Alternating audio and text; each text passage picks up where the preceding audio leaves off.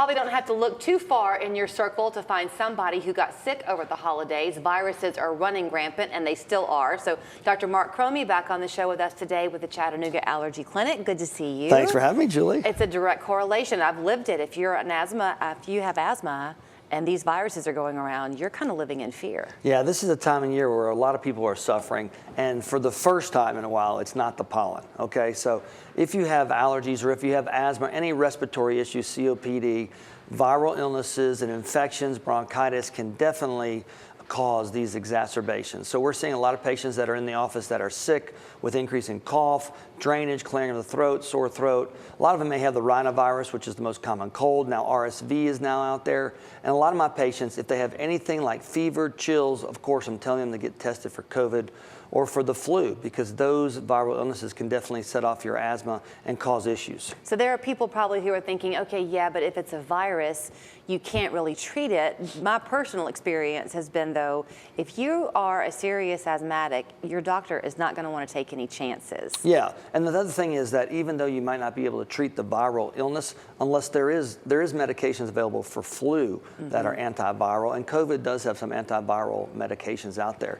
But the other thing is you treat the underlying issues. So if you have asthma and you're having an exacerbation, regardless of whether it's related to grandma's cat or the virus that's caused you to be sick, we can increase your asthma medications. You may need a little burst of oral steroids, but regardless, go see your allergist or your asthma specialist to make sure that you are getting all the maximum medicines you can to keep you from having to go to the emergency room or the hospital. Okay, let's talk the traditional allergies, because it's very, very cold as you and I sit here talking. That warm weather, spring around the corner. This is the time to act, to get ready for those spring allergies. Exactly.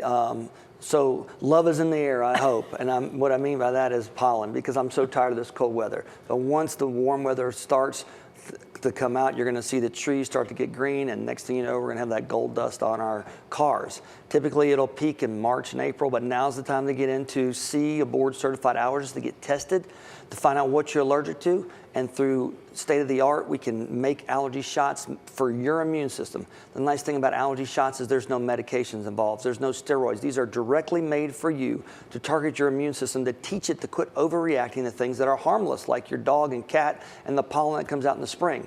But it is a game changer. There's no other medication that is more of a cure for allergies than this. And after you go through this shot protocol, your disease can be modified and gone into remission. So now's the time to be seen before the pollen gets out and people get crazy. I've known you a long time. I know how much you believe in those allergy shots, and for good reason. Not everybody does want to take them, though. So if you would prefer to take an over-the-counter medication, even that you kind of need to know what works for them and what doesn't. They could have been trying the wrong thing. Correct. All this time. And everybody has their favorite. There's really only 3 that I like out there that are over-the-counter, and the antihistamine. So there's Allegra, which is non-sedating. You can take it in the morning if you're a truck driver. It's the only antihistamine approved by the FAA if you're a pilot, because it has no sedation. So even Claritin has some sedation.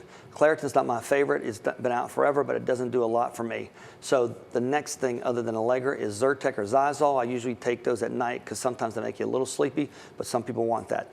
The other thing is there's a lot of medicines available over-the-counter, nasal sprays that are steroid and antihistamine based. You don't want Afrin. You can get addicted to it. It can cause a hole in your nose. So stay away from the decongestant nasal sprays. Go with Flonase or go with Astelin or Astapro. Those are antihistamine and steroid preparations that are available. And again, there's also prescription medicines such as Singulair Montelukast, which is a leukotriene blocker that can help your allergies through a different mechanism that's not antihistamine based. Okay, work with me on a timeline here. I was in conversation yesterday. Summer camp came up. A coworker who has young kids said, oh, I registered mine about a week ago. Summer camp registration already happening. So if you, again, with the allergy suffering, it can be life limiting for kids who are really troublesome, right? Your parents are afraid to send you off to camp. Exactly, without a doubt. I mean, as an only child in an Italian family, my mom wanted to put me in the bubble.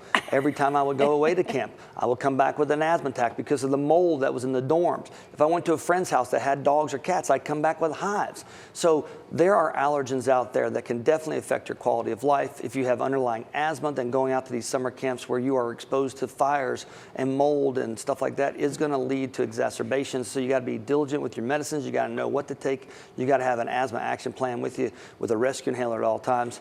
And let's not even get into food allergies. The good thing is now we have a new nasal epinephrine spray called Neffy if you're afraid of needles. If you do begin allergy shots now, by the time June, July rolls around and off you go to summer camp, are you going to feel a noticeable difference? You will. There's 2 rounds we can do. The traditional round of allergy shots is a gradual buildup, which can take 4 to 5 months to get to the high dose. We also have more of a rush series that can get you that high dose quicker. It requires you coming in to get more frequent injections, maybe a couple times a week. But the goal is to get to the dose that causes your immune system to quit overreacting. So it causes a remission of you and your immune system being hyper diligent, attacking things that are harmless like pollens. And I am so glad that you brought up your own childhood and your experiences, because that's that relatability factor. So when you come in and you're just at your wit's end and there's emotion in addition to the physical, you can totally relate. Without a doubt. I saw a mom yesterday that was really suffering because her child had food allergies and eczema, and it was just overbearing. It was a lot.